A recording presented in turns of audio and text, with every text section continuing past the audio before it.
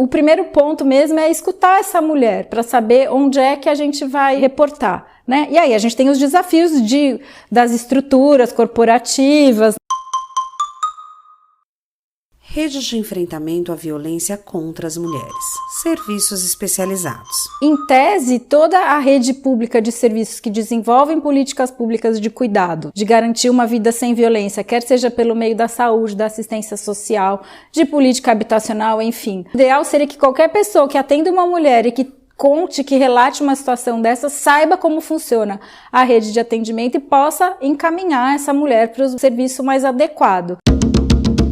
A rede é ampla, composta pelos serviços especializados, pelo sistema de saúde e pelos serviços não especializados de atenção às mulheres. São serviços especializados: Centro de Atendimento à Mulher, CRM-CDCM, abrigamento, casas-abrigo e casas de passagem, Sistema de Justiça, JVT, NUDEM e GEVID, Segurança Pública, Delegacias Especializadas, DDM ou DEAM. Canal de informações, ligue 180. Serviços especializados são aqueles construídos para o atendimento exclusivo de mulheres e capacitados para atender demandas de violência de gênero. Vamos entender um pouco como esses serviços funcionam e se comunicam, compondo a rede. Centros de Atendimento à Mulher. Os Centros de Referência da Mulher, CRM, e os Centros de Defesa e Convivência da Mulher, CDCM, são serviços de atendimento especializados e multidisciplinar para mulheres que sofreram ou sofrem violência. As mulheres acessam centros de referência principalmente quando elas estão em situação de violência doméstica, seja do atual companheiro, seja de um ex ou de filho, né?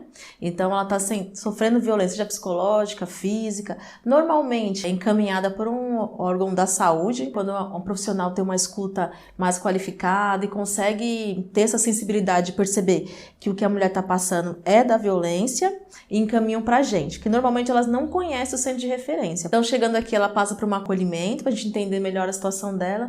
E aí a gente vai trabalhar, tentar, junto com ela, construir possibilidades de romper com a situação de violência. Os centros de referência, né, são um espaço muito importante para apoiar essa mulher. Também são espaços de prevenção, então a gente tem algumas rodas de conversa, alguns diálogos, também de construir resistências, seja para pensar a política pública, fazer enfrentamento para que ela permaneça, seja para que as mulheres entendam mais os direitos dela, lutem por esses direitos e que elas entendam também que elas têm um papel ali de protagonista, né? Abrigamento.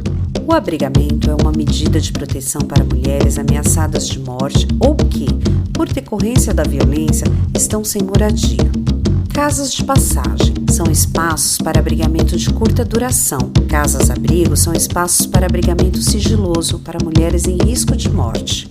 Casa Abrigo Sigilosa, ela vai acolher mulheres que estão em risco iminente, e a Casa de Acolhimento Provisório, ela tem um papel super importante porque ela vai acolher essa mulher que está com risco instalado, mas que não está necessariamente com risco iminente de morte. Essa mulher ela não vai para uma casa abrigo sigilosa, mas ela vai para uma casa de acolhimento provisório onde tem uma equipe especializada no atendimento de mulheres em situação de violência para fazer avaliação de risco, construir o encaminhamento pertinente junto com a mulher, respeitando a autonomia da mulher com maior brevidade, e fazer as articulações com os serviços da rede necessário ou as articulações com a rede de apoio dessa família. Muitas vezes essa mulher ela demanda a medida de proteção do abrigamento, mas ela não quer estar num serviço sigiloso porque ela está aguardando encaminhamentos bem mais pontuais, como aguardando o deferimento de uma medida protetiva de urgência, aguardando disponibilização de passagem para estar voltando para outro município onde ela tem a rede de apoio, para o estado de origem. E nós partimos para um olhar muito, muito sensível nesse sentido de conseguir inserir essa mulher nos serviços de política pública que ela precisa, auxílio aluguel, atualização ou fazer o CAD único no Centro de Referência de Assistência Social, encaminhamento para a defensoria pública, documentos, muitas mulheres chegam sem documentos. A medida de abrigamento, eu falo assim que daqui a alguns anos eu gostaria de falar que não é mais necessária. Mas nesse momento a gente fala que não é fácil, que precisa ser encaminhada só em casos de risco mesmo, mas ela é necessária. As profissionais especializadas devem oferecer um atendimento livre de valores morais e são essenciais na desnaturalização da violência. Essas mulheres, elas chegam aqui, além da situação de violência, com muitas situações de vulnerabilidade que atravessam o seu caminho, né? E algumas demandas que é desafiadora para uma cultura punitivista como nós temos. Dá um exemplo, né? Uma mulher que aprendeu a educar seus filhos também pela prática do castigo físico. E aí, um dos movimentos que a gente vê que é muito forte, eu vou chamar o conselho tutelar. Mas essa mulher, ela é fruto dessa cultura. Foi as referências que ela teve de criação, depois ela vai para um relacionamento abusivo que ela também não a possibilita ter outras referências e é a que ela está reproduzindo com o filho. Nós chamamos o conselho tutelar ou a gente apresenta outras possibilidades de convivência para essa mulher? Sistema de Justiça. Possui núcleos e serviços especializados para casos de violência, como os juizados de violência doméstica e os núcleos especializados das defensorias e do Ministério Público. Esses serviços são importantes para casos de denúncia de violência, pedido de medida protetiva, pedido de divórcio, guarda de filhos e pensão. É importante ressaltar que em cada cidade há uma estrutura específica, né? E se numa comarca, num município, não há um juiz ou uma juíza especializado, numa vara especializada sobre esse assunto, esse processo tem que correr numa vara criminal. As instituições estão lá legalmente constituídas, mas elas dependem também do engajamento dos seus servidores, né? Desde daquele servidor que abre, que recebe, né? Que está no balcão, por exemplo, um cartorário numa vara criminal ou de violência doméstica, até o juiz ou a juíza, né? Então o perfil de engajamento, né, que é algo individual de cada pessoa, interfere no tipo de serviço fornecido e interfere também em como essa rede vai constituir, né, porque as redes são constituídas por pessoas, engajadas ou não. Eu acho que é importante sempre, quando você quer acessar o sistema de justiça, você buscar informação e não fazer isso sozinha. Né? Porque a chance de fecharem a porta para você se você está sozinha, se já está numa situação de vulnerabilidade é bastante grande. Segurança Pública. Delegacias de Defesa da Mulher, DDM, ou Delegacias de Atendimento à Mulher, DEAM, são delegacias especializadas de atendimento às mulheres e podem ser acessadas quando houver interesse em realizar denúncia policial em caso de violência. Mas lembre-se, o boletim de ocorrência, BO, não é obrigatório para receber atendimento na rede. Não é prioridade para as maioria das mulheres. A maioria delas querem romper a situação de violência e não processar o autor de violência, né? O afastamento, né? Que essa medida a proteja seus filhos, garanta alguma dignidade nesse momento de tamanha vulnerabilidade. Desafios. A política pública é feita de uma forma muito rígida, que não alcança todas as especificidades das mulheres. Então, o nosso maior problema é apoiar essa mulher a enfrentar essa rede. Então, o que as angustia, também angustia a gente, né? Então, a gente fica nesse lugar de conseguir diminuir os obstáculos, né? Pensando que a política pública não pensa na totalidade. Você imagine que você precisou ir para uma casa-abrigo e que você deixou todas as suas relações para trás. Isso é um peso para as mulheres, suas coisas. E tem o que é estar num espaço coletivo, compartilhando, que tem horário das refeições, que compartilha lavanderia, que compartilha quarto, que você tem sua autonomia, mas a sua autonomia é supervisionada. Moradia é um dos grandes desafios para romper a situação de violência. Já foi construído políticas de que as mulheres em situação de violência tivessem prioridade, né, para chegar num CDHU e tal, mas não se efetiva de fato. A gente tem também um auxílio aluguel, que foi construído agora no momento de pandemia. O valor é R$400, é muito pouco. A gente tem essa dificuldade que ela tem que sair de casa para depois conseguir auxílio. Então, como que ela se mantém nesse período? Quem acessa a rede? Quando a gente fala da política pública de enfrentamento à violência contra a mulher, parece que é para uma mulher perfeita, assim, que não teria os problemas, né, que a maioria das mulheres tem. Então, assim, as que têm mais dificuldade de acessar são as mulheres negras, né? Então, se for pensar nas mulheres indígenas, deficientes, ainda é mais difícil. São mulheres que, às vezes, vivem apenas com Bolsa Família, Auxílio Brasil, né? Não tem outras rendas, elas que são as chefes de família, da maioria das vezes, elas que sustentam os filhos, e elas não têm como se manter. Desempregada, muitas têm filhos, mas não estão consigo, né?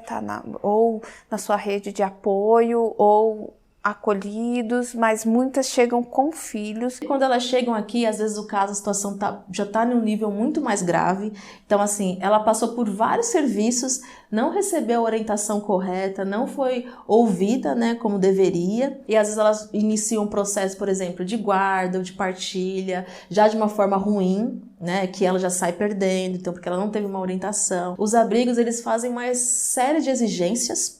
Então, por exemplo, os abrigos não recebem mulheres com deficiência.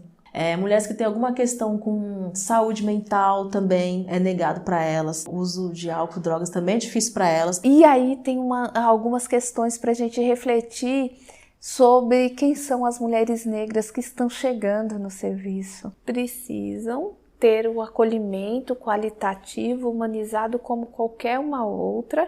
A gente precisa muito socialmente se desprender do olhar que são mulheres que aguentam muito. Essas mulheres vêm de um histórico de violência desde sua infância, de um histórico de vulnerabilidade, muitas vezes, não todos os casos, mas que é uma reprodução intergeracional. A mãe sofreu violência, elas estão sofrendo. E as imigrantes, cada uma dependendo do país que vem, elas trazem uma particularidade. As ciganas também trazem toda uma particularidade. Exemplo, os primeiros dias elas não conseguiam dormir na cama. Elas têm uma rotina de alimentação diferente. Então, assim, são uma série de limitações. Tem casos que a gente consegue resolver rápido, depende muito da situação de cada mulher, mas tem casos que ficam anos com a gente. Então, assim, muitas vezes a política mesmo não absorve a mulher e a gente tem que criar outras redes de apoio. E a gente fica bastante fragilizada, porque se as mulheres não têm assistência, a gente também não tem assistência, né? Então a gente não tem assistência para assistir as mulheres, então o que torna o trabalho bastante duro, né? O papel da sociedade. A gente precisa pensar que todas nós somos agentes ativos no enfrentamento à violência contra as mulheres. Acho que o primeiro passo para pensar que tipo de reclamação fazer, onde, que direitos reivindicar, é escutar essa demanda dessa mulher, né? E ouvindo, e se a gente que ouve, né, como PLP não sabe, é procurar outras PLPs ou outros serviços que saibam, porque o nosso trabalho é um trabalho em rede, né, numa rede de mulheres que apoiam mulheres. Esse tema ele é importante estar em todos os espaços, né, seja na educação, seja mais nas famílias, seja na igreja. A gente precisa discutir mais a temática para que mais pessoas, né, entendam, possam apoiar essas mulheres sem julgamentos e que a gente pode construir uma sociedade menos machista, sexista, racista, né? Então precisamos dialogar em todos os espaços. Então tem os desafios e tem os frutos, ainda bem que a gente está conseguindo fazer a diferença na vida das mulheres que a gente está atendendo. Em caso de violência contra as mulheres, ligue 180, Disque 100 ou ligue 190. É o bonde das PLP, é o bonde das PLP, na luta por justiça, igualdade e bem viver. É o bonde das PLP, é o bonde das PLP, na luta por justiça, igualdade e bem viver. As PLP são as minas zica, lutam por direito, igualdade e justiça. As PLP são mina de fé, contra o preconceito e a violência à mulher. As PLP são periferia, enfrentam os coxinha e os machistas todo dia. É o bonde das PLP, é o bonde das PLP, na luta por justiça, igualdade e bem viver. É o bonde das das PLP, é o bonde das PLP, na luta por justiça, igualdade e bem viver. Um salve pras minas.